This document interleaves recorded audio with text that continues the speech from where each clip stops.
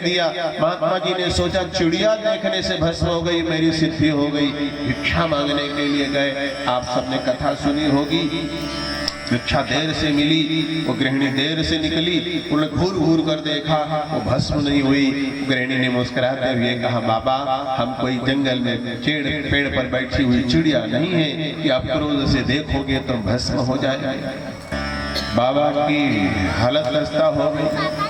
जंगल बहुत दूर था, ये गृहस्थी महिला को क्या पता कि हम पूजा करते सिद्ध है, चिड़िया भस्म हो गई। ये ज्ञान तुमको कैसे मिला? अरे हम पति की सेवा करते हैं, थोड़ी बहुत घर में मंदिर बना लिया है, वहां भी पूजा कर लिया करते हैं, सास ससुर की सेवा करते हैं, बच्चों को भगवान का रूप मानते हैं, ननद को भी भगवान का रूप मानते हैं, देवर को भी भगवान का रूप मानते हैं। हम घर की सेवा करते रहते हैं, मन में राम जपते रहते हैं, करते कर्म करो विद्राना, मन राखो जहाँ कृपा निधाना। भगवान की कृपा हमको ऐसे सब प्राप्त है। ज्यादा जानकारी लेनी है तो जाओ आगे चले जाओ, तुमको एक बनिया मिलेगा, वो बता देगा। बल्कि कहते हैं तुलाधार बनिया था और उसके पास तो गजब का काम था। वो एक शालिग्राम भगवान की पूजा करता, तुलसी पत्र निवेदित करता, सब पूजन करता, और बाद में जब बाजार जाता और काम क्या करता था, मांस बेचने का, ऐसा कहा जाता है।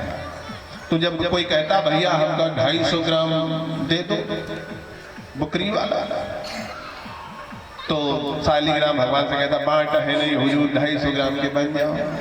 और तौल देता वो शालिग्राम को रख करके, बिल्कुल 250 ग्राम निकलता। उतने में कोई 100 ग्राम वाला आधा किलो आता, हुजूर बांट नहीं, आधा किलो के बन जाओ। शालिग्राम कभी आधा किलो के बनते, कभी 250 ग्राम के बनते। और सत्यानारायण कथा में था कि भक्तों की कामना पूर्ण करने के लिए भगवान भांति भांति के रूप धारण करते हैं, अवतार लेते हैं। तो उनका वही अवतार था। ये देखकर बहुत चर्चा हो गया। उसने कहा अच्छा उस महिला ने आपको भेजा है, गृहस्थ जो है, हम लोगों को ये सहज रूप से पता चल जाता है।